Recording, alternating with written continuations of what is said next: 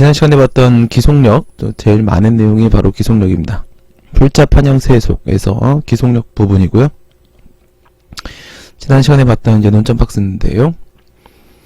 네, 기속력의 내용에는 반복금지 의무, 재처분 의무, 원상회복 의무 이렇게 세 가지 내용이 있다고 했습니다. 인정되냐 안 되냐는 또 다른 문제고요. 어떠한 기속력의 경우에는 법의 근거가 따로 있어야만 인정이 될 수 있는 부분이 있었습니다. 그렇죠? 그게 바로 재처분 의무하고 원상회복 의무 부분에 해당을 했었고요. 어떤 행동으로 나아가야 되는 적극적인 자기 의무, 적극적인 자기 의무를 부과할 때는 법의 명문의 근거가 있어야만 인정이 되죠. 그게 바로 재처분 의무, 원상회복 의무고, 반복금지 의무와 같이 소극적으로 부작위를 해야 된다. 그러면 안 된다. 이런 내용이라고 하게 되면은 기속력에 관한 일반 규정으로부터 그와 같은 기속력이 의무가 도출될 수 있다라고 말씀을 드렸었는데요. 기속력은 인용 판결에만 인정됩니다. 형성력과 대세와 마찬가지죠. 인용 판결에서만 인정이 되고 기억 판결에서는 인정이 되지 않습니다. 잘못했으니까 다시는 그러지 마. 그리고 잘못 처분했으니까 다시 제대로 처분을 해라. 잘못된 결과를 만들어 놨으니까 다시 원래대로 되돌려 놔라. 이런 내용이었었고, 기각 판결이 나와서 처분이 적법이다. 이런 결론이 나왔을 때는요, 잘못한 게 없기 때문에 다시 그러지 말라는 말을 할 수가 없는 것이고, 제대로 처분을 했는데 다시 처분을 하라고 할 이유도 없는 거고, 사리에 맞는 결과가 나왔기 때문에 그것을 제거하고 원래대로 되돌려 놔라 라고 할 수 없습니다. 그러면요, 인용 판결이 나왔을 때 기속력이 인정이 된다라고 했는데, 인용 판결이 나온다는 것은 그 처분이 위법이라는 거죠. 위법이라는 겁니다. 위법이라고 하게 되면 주체와 절차와 형식과 내용의 위법이 있을 수가 있어요. 주체의 위법이 있는 경우로 한번 생각을 해보시면요, 권한위임이 있었을 때 한번 생각해 볼까요? 이런 내용을 우리가 항고승상 피고적격 테마에서 다뤄본 적이 있었는데, 만약에 권한위임이 있습니다. 위임청이 있고 수임청이 있어요. 서울시장이 위임청이고 관악구청장이 수임청입니다. 서울시장이 자신이 해야 되는 사무를요, 위임을 해서 관악구청장한테 하도록 한 거예요. 물론 이제 법에 근거가 있을 때만 이러한 이제 권한 배분 관계를 바꿀 수가 있다라고 했고요. 법에 근거가 있다고 치고요. 그럼 이제 넘어갔습니다. 관악구청장이 해야 됩니다.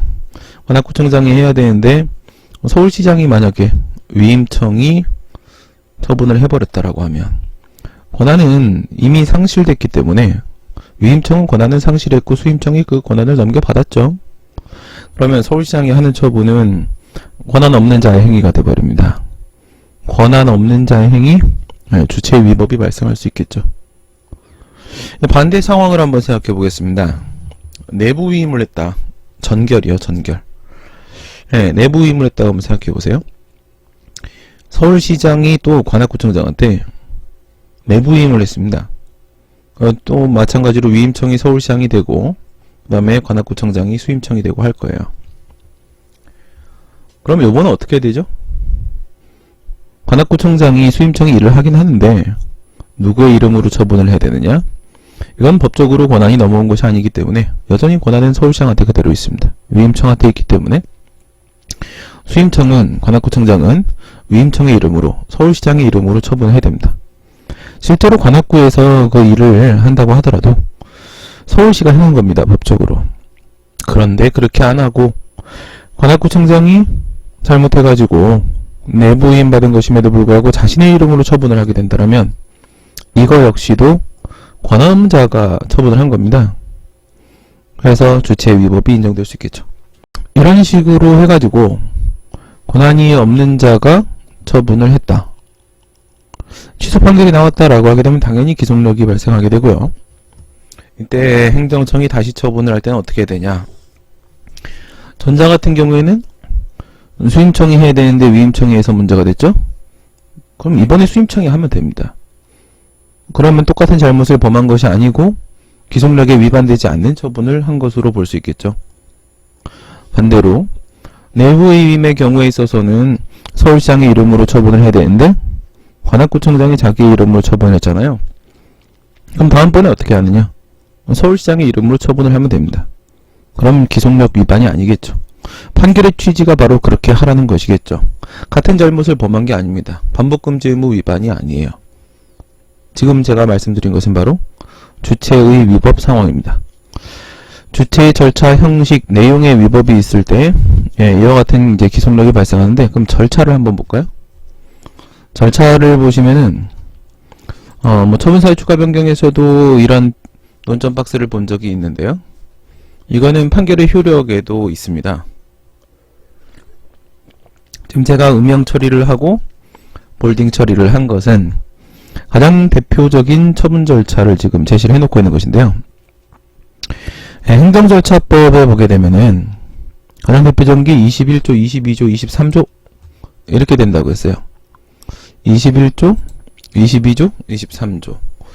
21조에는 사전통지에 관한 규정이 있습니다. 그리고 22조에는 의견 청취에 관한 규정이 있고요. 23조에는 이유 제시에 관한 규정이 있어요. 이렇게 순서대로 21, 22, 23 이게 제일 많이 문제로 출제가 되는 상황인데, 21부터 한번 생각해보세요. 이걸로 가볼게요. 불이익 처분 절차. 침익적인 처분을 했을 때 말하는 거죠. 요거는 이제 수익적인 처분을 안 할 때 신청에 의한 처분 절차라고 합니다. 거부 처분 같은 거요. 거부 처분은 허가 등을 신청하고 그것이 거부되는 거잖아요. 신청이 있어야만 합니다. 여기에는 이 불이익 처분 절차는 판례에 따르게 되면은 거부 처분을 포함하지 않아요. 소극적인 불이익 처분으로서 거부 처분은 포함하지 않고, 적극적인 불이익 처분으로서 과세 처분 같은 그런 침익적 처분만 해당한다고 보거든요. 그런데 이 이유 제시는 공통 처분 절차잖아요. 수익적 처분 쪽이든 침익적 처분 쪽이든 양쪽 다 적용되는 처분 절차입니다. 그러면 불이익 처분이라고 하면 어떻게 돼요? 불이익 처분이라고 하게 되면 얘도 적용되고 얘도 적용되고 얘는 공통이니까 얘도 적용되고 다 적용될 수가 있어요. 21조 적용되고 22조 적용되고 23조 적용되고 다 적용될 수가 있습니다. 당신에게 이러한 침익적인 처분을 하게 될 것 같습니다. 라고 그 처분의 근거와 내용을 알려줍니다. 그리고 나면은 이제 상대방 국민의 입장에서는 청문 등의 절차를 통해서 자신의 의견을 진술할 수 있습니다. 정식 청문을 거칠 수도 있고요. 그냥 단순히 의견 제출의 기회를 부여해주는 약식 청문을 할 수도 있습니다. 그리고 이렇게 의견을 듣고 나면은 있죠. 의견 청취. 저쪽에서는 이제 의견을 듣는 것이고요. 이제 우리 쪽에서는 의견을 진술하는 거예요. 같은 겁니다. 듣는다는 거 누가 진술을 해야 되는 것이니까. 그래서 의견 청취 절차를 거친 다음에는 그 다음에 이제 행정청이 그 들은 얘기를 바탕으로 해가지고 처분을 합니다.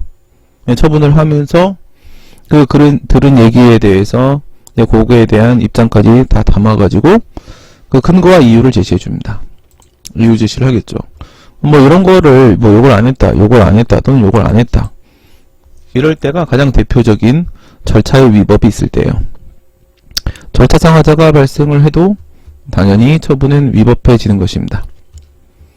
주체와 절차와 형식과 내용 중에 절차 부분까지 봤어요.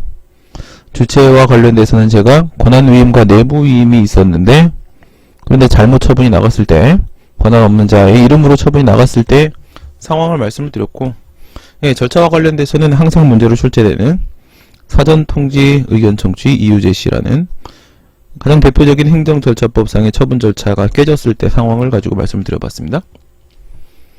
그 다음에 이제 주체 절차 형식 내용 중에 형식이라는 부분이 있겠죠. 형식에는 이제 사람의 이름은 아니고요. 이 형식상 하자라고 하게 되면 교수님들은 주로 24조 이거를 이제 가지고 설명을 하시는데요. 처분의 방식이 행정절차법에 보면은 행정청이 처분을 할 때는 다른 법령 등의 특별한 규정이 있는 경우를 제외하고는 문서로 해라 이렇게 되어 있습니다. 문서주의 원칙을 선언을 하고 있죠. 문서로 하라고 했는데 이제 구두로 할 때 그럴 때가 있습니다. 그래서 문서로 하라고 했는데 구두로 할 때가 있어요. 말로 할 때. 그럼 당연히 형식의 하자가 있겠죠. 그런데 문제가 이렇게 출제된 거는 딱 한 번밖에 못 봤어요.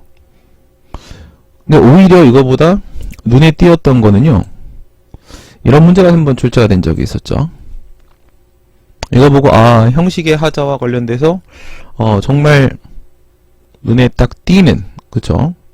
예, 남는 그런 문제다. 이렇게 생각이 들었어요. 2014년도 공인노무사 기출문제인데요. 한번 보시면은, A 회사의 근로자 갑은 노동조합을 설립하고자 노동조합 및 노동관계조정법 제10조에 따라 설립신고를 했습니다. 10조의 신고 규정이 있어요. 노동조합 및 노동관계조정법 10조, 노동조합법 제10조에 보시게 되면은, 노동조합을 설립하고자 하는 자는, 네, 신고서를 제출해라. 이렇게 되어 있습니다. 이렇게 하고, 신고서를 제출해야 된다. 그러니까 요거 이제 신고를 하라는 얘기죠. 네, 그렇게 하고 나서 12조에 보게 되면요. 신고를 받으면은 행정청이, 관할 행정청이 이제 신고증을 교부할 텐데, 이 신고증 교부하는 게 바로 신고수리입니다. 수리. 신고수리예요. 네, 이제 3항에 보면 이런 얘기가 나오죠. 행정관청은 설립하고자 하는 노동조합이 다음과 같고 1에 해당하는 경우에는 설립신고서를 발려야 된다. 네, 실무상 반려라는 것은 강학상 거부 처분입니다. 거부를 한다라는 거죠. 여기로 집중을 해보시면요. 2조 4호 강목의 1에 해당하는 경우라고 하게 되면은, 네, 그때는 반려를 해라. 거부를 해라 라는 겁니다.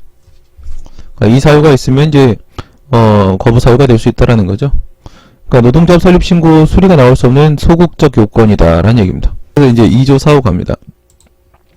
2조 4호에 가니까 노동조합은 뭐 이렇게 했는데 다음 강목에 1에 해당하는 경우는 노동조합을 보지 않는다. 이게 이제 노동조합이 될 수 없는 강목이에요. 그렇죠? 네, 이 노동조합이 될 수 없는 이 강목, 나목 요거 걸고 들어왔던 문제예요. 경비의 주된 부분을 사용자로부터 원조받는 그런 단체는 노동조합이 될 수가 없다는 거예요.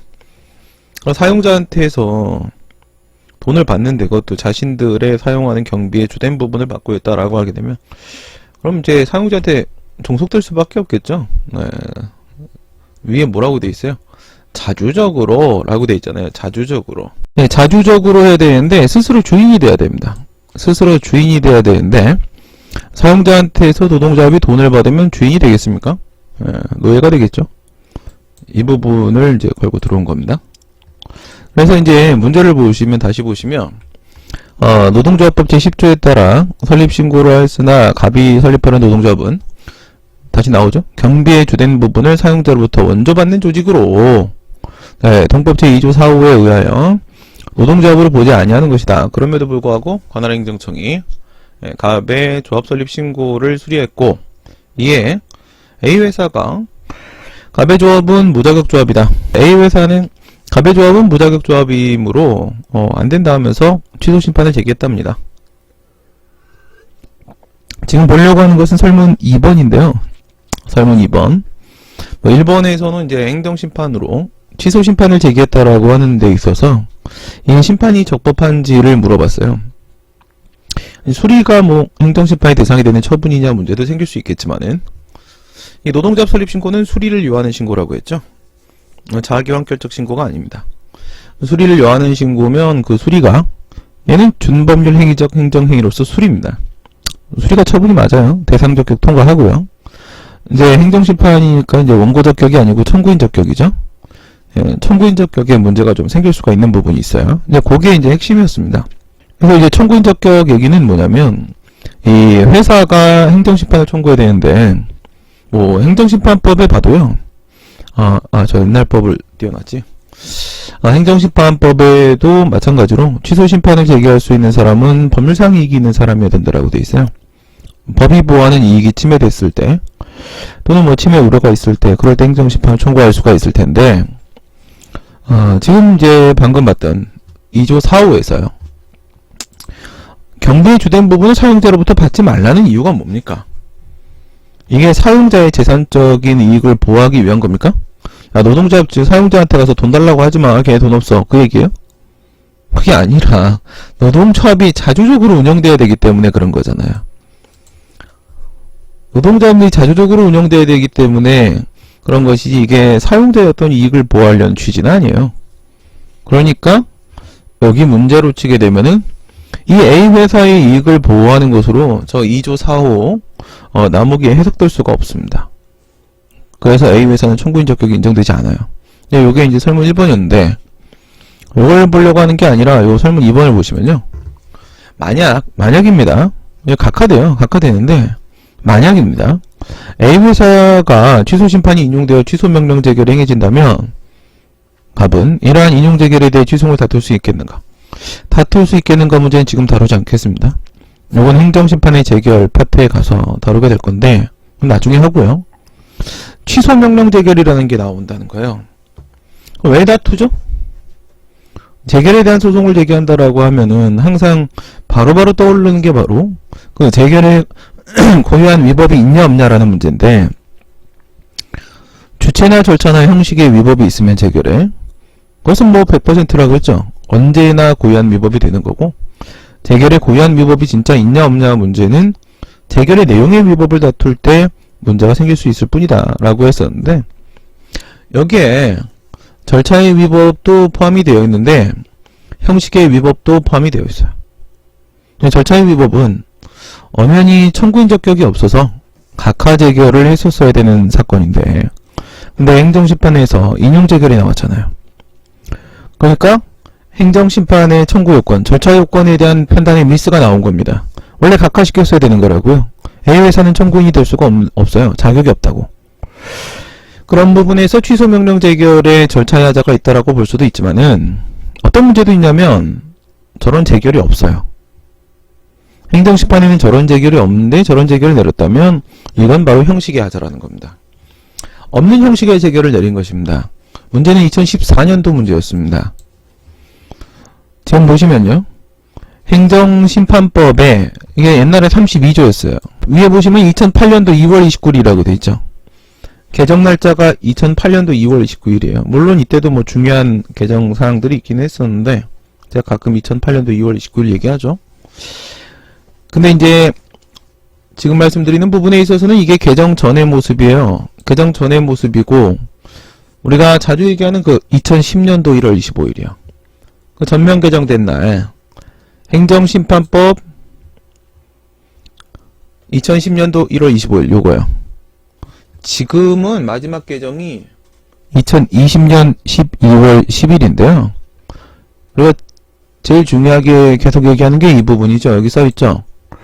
전면 개정 2010년도 1월 25일. 아까 그 32조에 있던 게 여기서 이제 뭔가 바뀔 거예요. 그러면 바뀌기 전 거 한번 보시고, 바뀌기 전에 32조에 보면은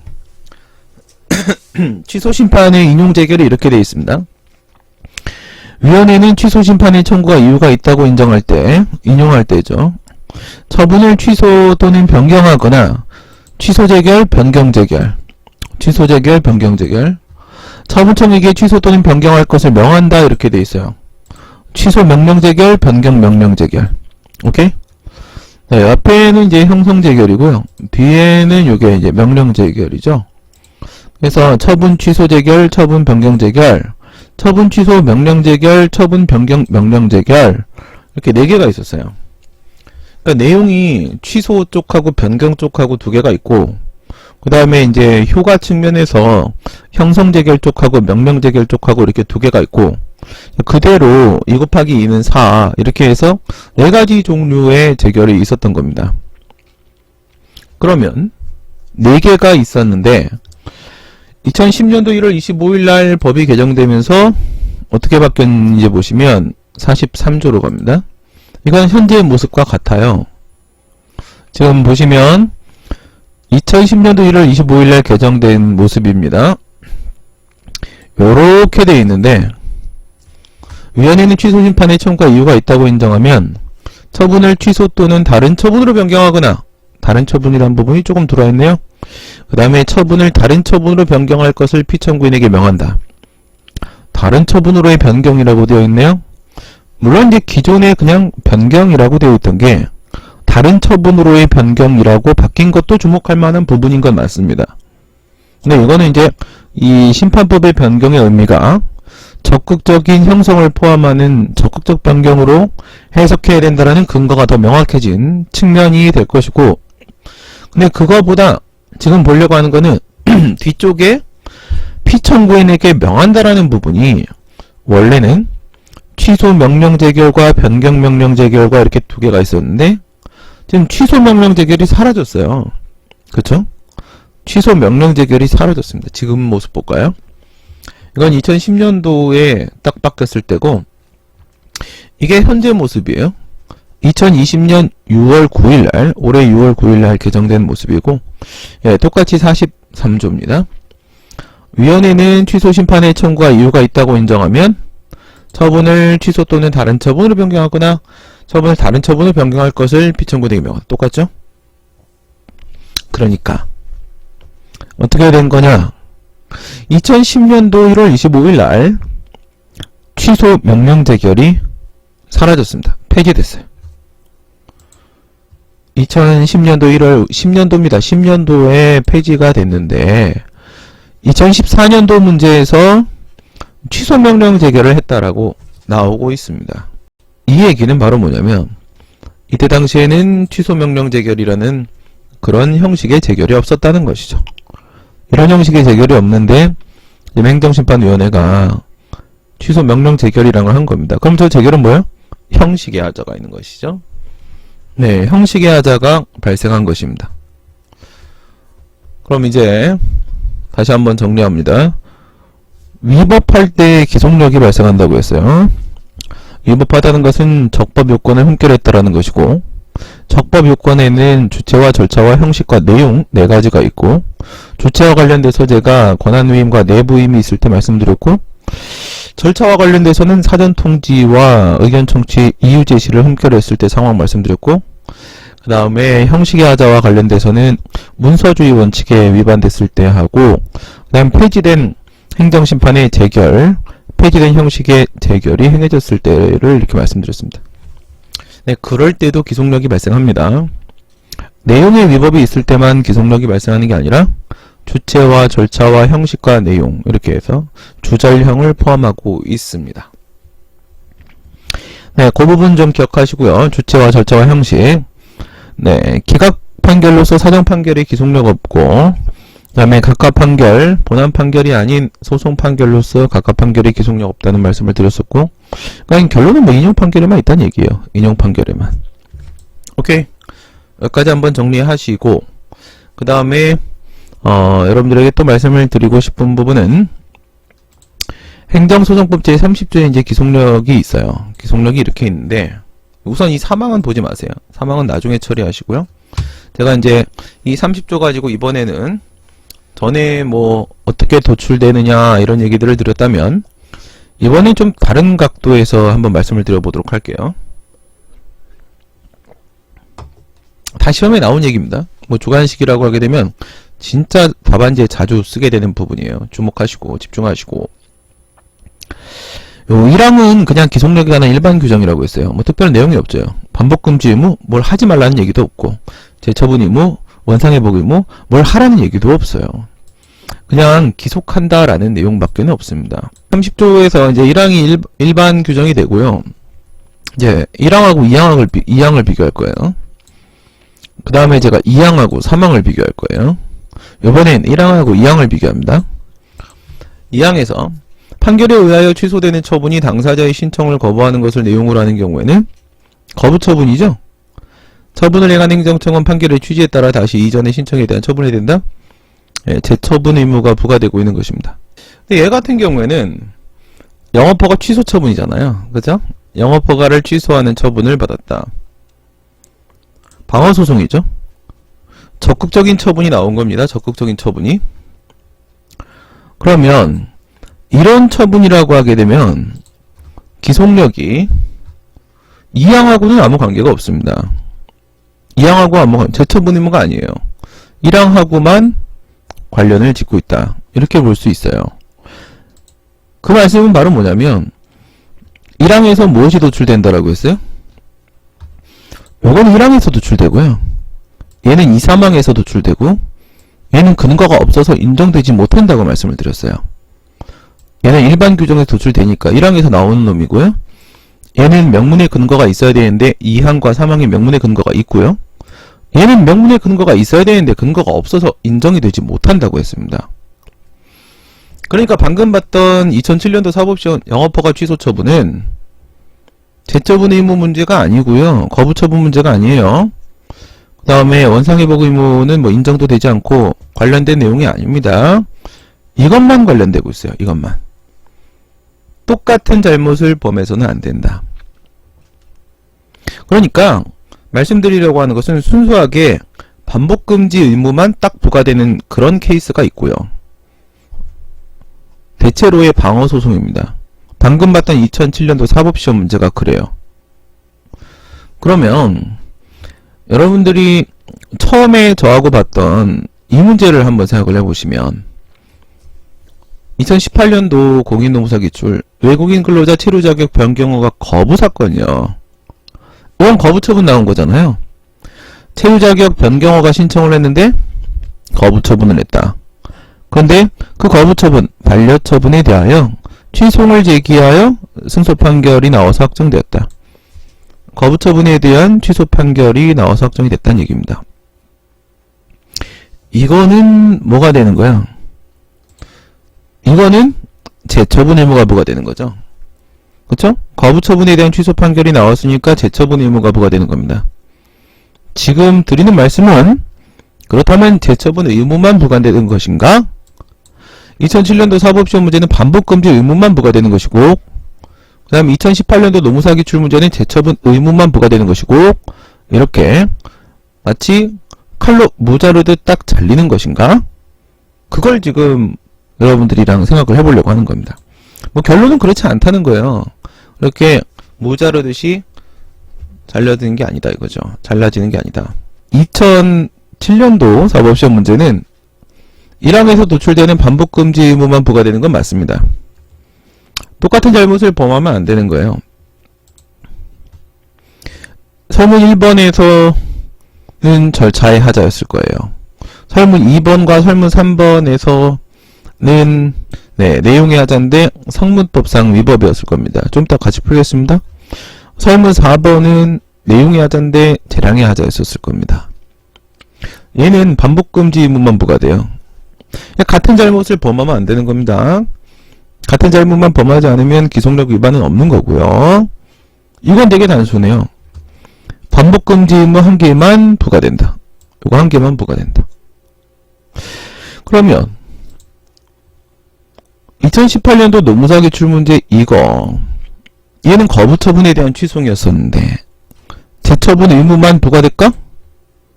이 재처분 의무만 부과되는 것이고 반복금지 의무는 부과되는 게 아닐까? 아닙니다. 반복금지 의무도 같이 부과됩니다. 행정소송법 제30조 2항을 한번 보세요. 어디에 주목을 하셔야 되는 거냐면 물론 이전의 신청에 대해서 다시 처분을 해야 된다는 점 자체도 의미가 있습니다. 만약에 30조 2항이 없었더라면요. 거부 처분에 대한 취소 판결이 나왔을 때도 그 취소 판결을 보고 그 민원인은 다시 또 신청을 한번 더 해야 되는 게 맞습니다. 신청을 원래 다시 해야 되는 거예요. 그게 정상이에요. 근데 30조 2항이 있기 때문에 그래서 다시 신청이 필요가 없는 거예요. 이전의 신청에 대해서 다시 처분을 해야 되는 것은 행정청 쪽이 되는 거고 국민 쪽에서 다시 신청을 하는 번거로움은 생략해 주겠다라는 거예요. 물론 이 부분도 의미가 있습니다. 다시 신청을 할 필요 없다. 좋아요. 그런데 이것만 보게 되면은 그 재처분을 할 때 그냥 아무런 재처분이나 하면 되는 것입니다. 그럼 거부 처분이 위법해서 잘못돼서 취소 판결을 내렸는데 그냥 똑같은 사유로 또다시 재거부 처분을 그대로 해도 됩니까? 이것만 보면 그래도 된다는 결론이 나와요. 아무런 재처분이나 해도 되는 거죠. 그냥 이전의 신청에 대해서 다시 처분만 하면 된다 이렇게 끝나는 거라고요. 그게 아니라는 거죠. 그러니까 절차적으로 처분이라는 절차를 다시 밟아라 라는 문제는 절차적 의무를 부과하는 거고요. 처분을 행하는 절차를 다시 밟으라는 절차적 의무를 부과하는 거고 방금 전까지 본 부분은 내용의 문제는 여기에 있는 거예요. 행정청은 처분을 행한 행정청은 판결의 취지에 따라 다시 이전의 신청에 대한 처분을 해야 된다. 방금 본 건 처분을 행한 행정청은 다시 이전의 신청에 대하여 처분을 하여야 한다. 이것만 본 거고, 이거는 처분을 다시 한번 하라는 2차 처분을 하라는 절차적 의무를 부과하는데 그치는 것이라고 한다면 어디까지 나가자는 얘기냐면 판결의 취지에 따라가 들어가 있는 거예요. 이 판결의 취지에 따라 이 부분이 바로 실체적인 내용적인 문제가 되는 겁니다. 그럼 판결의 취지에 따른다는 건 무슨 말이죠?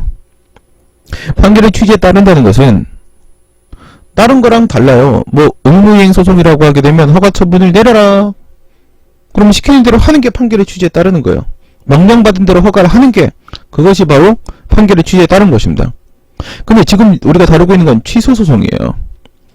취소는 적극적인 구제 방법 수단이 아니잖아요. 이건 소극적으로 뭔가를 그냥 제거해 주는 것까지만 포함하고 있는 그런 소극적인 구제 수단에 불과한 것이잖아요. 그렇기 때문에 이 취소 소송에서는 어느 부분에 위법이 있다만 짚고 그냥 취소만 시켜주고 거기서 끝나는 거예요. 그러니까 판결의 취지라는 것은 이번에 이 재판에서 짚어준 잘못을 다시 범하면 안 된다? 이게 바로 판결의 취지인 거야. 취소소송에서의 판결의 취지는 이 재처분 의무가 부과될 때 이러한 취소에서의 판결의 취지에 따라라 라고 하는 그 판결의 취지는 바로 이거예요. 반복금지 의무요. 같은 잘못을 하지 말라고. 이게 바로 판결의 취지가 되는 겁니다.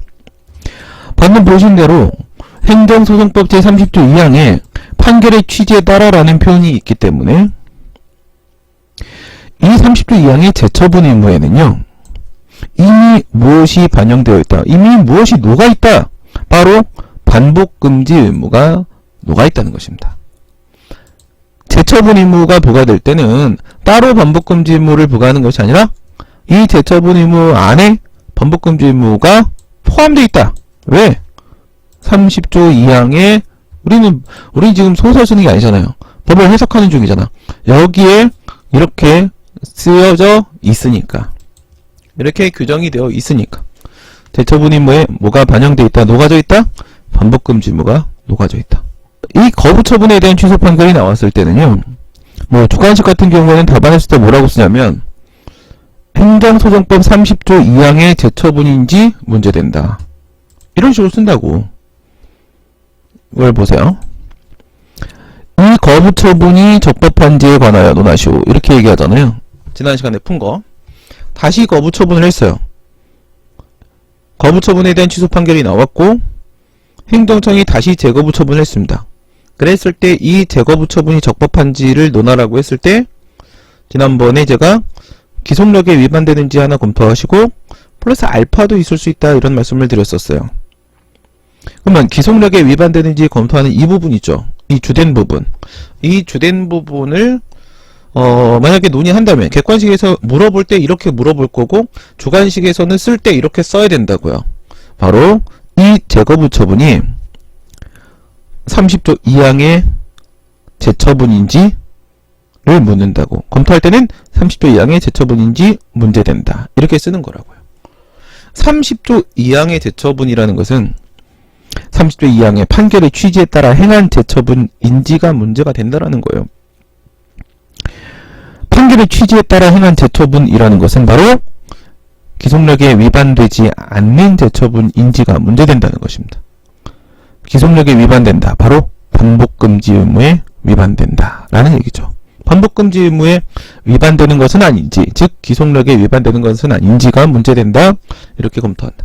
지금 기억하셔야 될 것은 문제를 풀다 보면은 뭐 자연스럽게 익숙해지게 되는데 지금 여러분들이 기억하셔야 될 것은 영업허가 취소 처분 같은 적극적 처분에 대한 소송에서는 그냥 반복금지 의무 얘만 작동하게 되는 것이고 거부처분 취소과 같은 요구소송에서는 재처분 의무가 부과되긴 하는데 이 재처분 의무에는 반복금지 의무가 녹아져 있다. 판결의 취지에 따라 라고 규정을 하고 있었다. 이걸 기억하시면 되겠죠? 네, 원상의 보고 의무는 현재 행정소송법 30조 4항이 없어요. 이 사망도 재처분 의무예요. 사망도 재처분 의무이기 때문에 사항이 없어요. 그래서 현재 원상의 보고 의무, 결과 제거 의무는 별도 명문의 근거가 없어서 인정되기 힘들다고 했습니다. 원칙적으로 판례도 부정하고 있어요.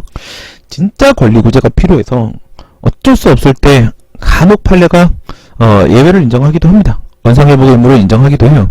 하지만 현재까지는 원칙적으로 근거가 없어서 부정하고 있고요.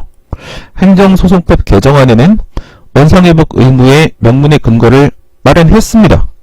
네, 2013년 3월 20일 날 입법 예고된 행정소송법 개정안에는 원상회복 의무가 포함되어 있어요. 지금 없습니다. 지금 인정이 안 돼요. 적극적 의무이기 때문에 명문의 근거가 있어야만 인정될 수 있다고 했습니다.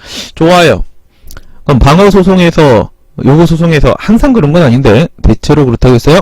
방어소송에서 요구소송에서 기속력은 어떤 형태로 등장하는가? 전자는 반복금지 의무로, 후자는 재처분 의무로. 그런데 후자의 재처분 의무에는 반복금지 의무가 이미 반영되어 있다. 그건 1항과 2항을 비교하면서 요 판결의 취지에 따라 이걸 넣었을 때와 뺐을 때의 차이점을 말씀드린 거고요. 그럼 이번에는요, 요 2항하고 3항을 한번 비교해 볼게요. 2항에서 뭐라고 했냐? 처분을 행한 행정청은 판결의 취지에 따라 다시 이전의 신청에 대한 처분을 해야 된다라고 해서 재처분 의무를 부과를 했습니다. 그런데 2항에서는 어떤 상황에서 그런 재처분 의무가 부과가 되냐? 판결에 의해서 취소되는 처분이 당사자의 신청을 거부하는 것을 내용을 하는 경우 이렇게만 말한 거예요. 여기서 끊어야죠? 이렇게만 말한 거예요. 그러니까 거부 처분이 취소되었을 때 라고 얘기한 거죠. 그러면 지금 이렇게 제가 블록 쳐놓은 거를 빼고 이제 블록치는 이 부분이 사망에 적용된다는 얘기입니다. 이 부분을 사망으로 끌고 내려오라는 거예요. 그러면 사망의 상황은 어떤 경우? 이 항에서는 이런 경우에는 이렇게 말했다면 사망에서는 이런 경우에는 이라고 말한 거예요. 그러니까 어떤 케이스인지만 바꾼 거예요. 어떤 케이스인지만 바꾼 거고 위에는 신청을 거부하는 처분이 취소됐을 때 거부 처분이 취소됐을 때 밑에는 신청에 따른 처분이 절차의 위법으로 취소됐을 때 라고만 한 거고 위에 있는 처분을 행한 행정청은 판결의 취지에 따라 다시 이전의 신청에 처분해야 된다. 재처분 의무를 사망에다 끌어다가 여기다가 준용을 시키겠다라고 한 겁니다. 경원자 소송의 상황이라고 했죠. 갑하고 을하고 허가 신청을 했는데 뭐 정상적이었다고 생각해 보세요. 을이 월등히 우월해요. 을이 허가를 받는 게 맞습니다. 왜 행정청이 을한테 허가를 했어요. 뭐가 문제예요. 그런데 행정청이 을한테 하면서 뭐 개별법상 밟아야 되는 절차가 있었다라거나 아니면 행정절차법상의 이유 제시라거나 이렇게 필요한 처분 절차를 누락한 겁니다. 그래서 절차요건을 흠결을 했어요? 위법해줬어요.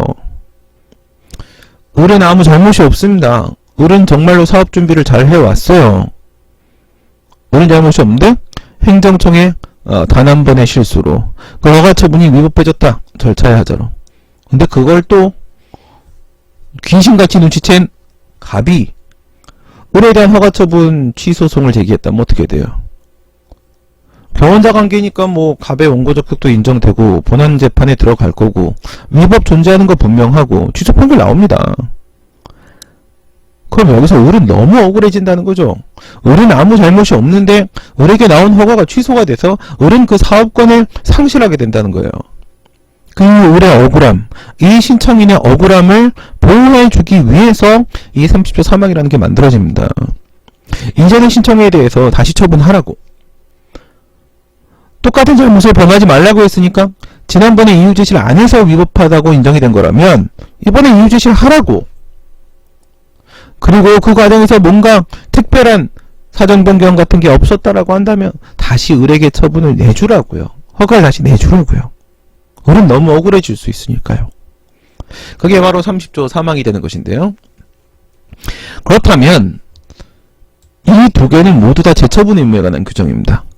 얘는 거부 처분이 취소됐을 때고 얘는 허가 처분이 절차의 하자로 취소됐을 때입니다. 지금 제가 설명드린 대로 하게 되면 뭐 헷갈릴 게 사실 없어요. 없는데 한번 제가 물어봐 볼게요. 여러분들은 어떻게 생각하십니까? 거부 처분이 절차의 하자로 위법해서 취소되면 어떻게 될까요? 뭐라고요? 거부 처분이 절차의 하자로 위법해져서 취소 판결을 받게 되었더라면 그때 부과되는 재처분 의무라는 것은 저 30조 2항에 따라 부과되는 것일까요? 아니면 30조 3항에 따라 부과되는 것일까요? 거부 처분이 절차의 하자로 위법해진 겁니다.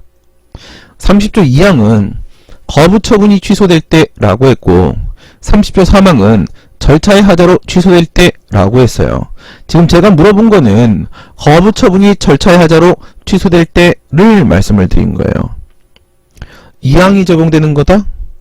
아니면 3항이 적용되는 것이다? 아니면 2, 3항이 동시에 적용되는 것이다. 3항은 적용하면 안 됩니다. 거부 처분이 절차의 하자로 취소가 되었을 때 그때 부과되는 재처분 의무는 30조 2항입니다. 2항이 적용되는 거예요. 2항이. 그래서 제가 지난번에 30조 2항은 2항이니까 행정법 분쟁의 이유형, 사유형, 요구소송이고 30조 3항은 3항이니까 행정법 분쟁의 3유형이다. 그냥 그렇게 연결해서 기억하면 된다 라고 말씀을 드렸었잖아요. 그쵸? 그러니까 2항은 이유형과 사유형이라는 요구소송이에요. 거부처분이 개입되고 있어야 돼요. 그리고 3항은 지금 뭐라고 했어요? 절차의 하자가 핵심이 아니에요. 사실 절차의 하자가 아니라 신청에 따른 처분이 핵심이라고요. 허가 처분입니다. 인용 처분입니다. 을에게 허가를 내렸던 그 처분이라고요. 인용 처분이야. 인용 처분. 방금 제가 거부 처분의 절차의 하자가 있다고 했어요. 거부 처분을 다투고 있는 중이잖아요. 인용 처분이 아니라 기각 처분을 다투고 있는 중이잖아요. 지금 방어 소송이 아니라 요구 소송을 제기해 놓은 상황이잖아요. 거부 처분이라고 했으니까. 거부 처분에 절차의 하자가 있다. 그 여기는 이유형이나 사유형의 상황이라는 거예요. 그렇다고 하게 되면 사망의 재처분 의무가 적용될 가능성은 1도 없는 것이죠. 2항이 적용돼야 되는 것입니다. 왜냐하면 여기서 취소되는 처분이 당사자의 신청을 거부하는 것을 내용으로 한다라고 했어요. 여기에는 저 거부가 왜 위법한지에 대한 언급이 없습니다. 저 거부는 주체의 하자로 위법할 수도, 절차의 하자로 위법할 수도, 형식의 하자로 위법할 수도, 내용의 하자로 위법할 수도 있는 겁니다. 모든 하자를 포함하고 있어요. 30조 2항에 있는 거부처분의 하자, 위법은 모든 하자입니다. 방금 제가 거부처분의 절차의 하자라고 질문을 했습니다. 모든 하자이기 때문에 당연히 포함이 되는 것이고 이때의 재처분 의무는 30조 2항이 되는 것이죠. 3항은 방어소송이라고요. 3유형이라고요. 제3자 방어소송. 알겠습니까? 네, 정리하겠습니다. 지금까지 설명드린 것은 30조 1항과 2항을 비교하면서 대체로의 방어소송에서는 여기서 도출되는 반복금지 의무만 똑같은 잘못을 범하지 마라. 이것만 있는 것이고 여기에 2항 거부처분 취소송에서는 재처분 의무가 부과되는데 그 재처분 의무에는 반복금지 의무가 반영되어 있는 것이다. 잘 기억하셔야 됩니다. 안 그러면 정말 스텝 다 꼬입니다. 그 다음 설명드린 것은 바로 2항과 3항. 이것은 둘 다 재처분 의무인데 하나는 요구소송, 하나는 방어소송 중에 제3자 방어소송 쪽이다. 거부처분의 절차상 하자가 있을 때는 뭘 적용하게 될 것인가를 가지고 두 개의 차이점을 비교를 한번 해봤습니다. 지난번에 말씀드렸을 때 지금은 이게 더 중요한 것이다. 뒤에 거보다 이런 말씀을 드렸는데 예, 그건 맞고요. 이게 더 중요한 부분이고요. 예, 우선 어디다 적용할 것인지부터 파악해야죠. 어떻게 적용할 것인지는 다음 문제죠. 어디다 적용할 것인지부터 파악해야지 그거 실패하면 삽질하게 되겠죠. 그 다음에 절차 위법 이거는 내용의 위법이 아니라는 뜻일 뿐 절차의 위법을 말하는 게 아닙니다. 오직 절차의 위법만 말하는 게 아니고 이견 없습니다. 교수님들 사이에. 저기에는 주체와 절차와 형식의 위법 세 가지를 모두 반영하고 있는 것이다 라고 봅니다. 네, 내용의 위법이 아니라는 뜻입니다.